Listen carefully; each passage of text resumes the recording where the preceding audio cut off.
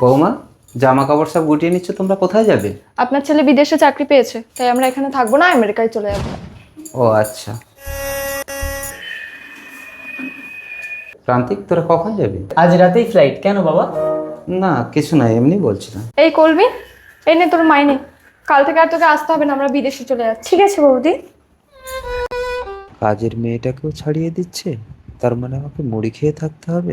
বাবা তাড়াতাড়ি বেরো, ঘর বন্ধ করবো। মানে আমি ঘরেও থাকতে পারবো না? দেখো তো কে এসছে।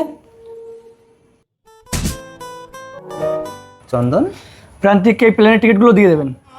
আসি। কে এসেছিল বাবা?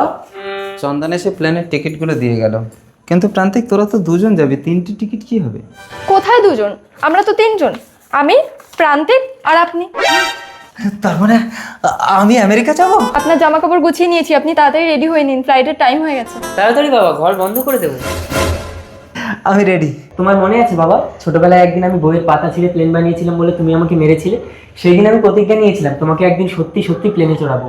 চলো বাবা।